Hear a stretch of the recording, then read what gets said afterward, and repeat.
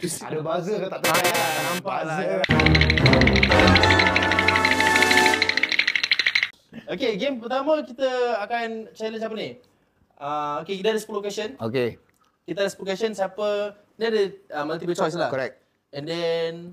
Dia punya quiz yourself on Gen Z slang that slaps. That slaps. Let's ask the slaps.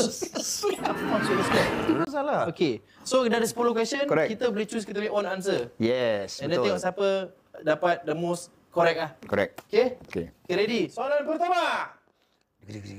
Drum roll nanti tak edit. Macam sama. Okay. Okay, soalan pertama. Which... why English, man? Okay. Yalah. Which of the following is another word for uncool? Is it skirt? Chugi? Chugi. Chugi ke chuji? Chugi. Chugi. Chugi. Or bet? Okay. Okay. Aku answer dulu. Okay.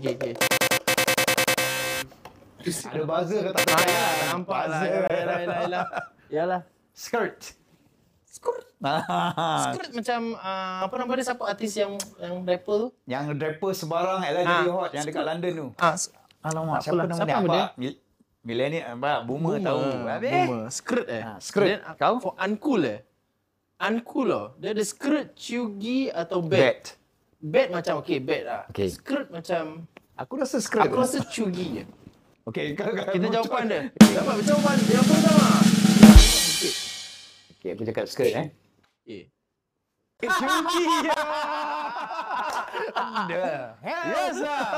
Okay, on to the next question.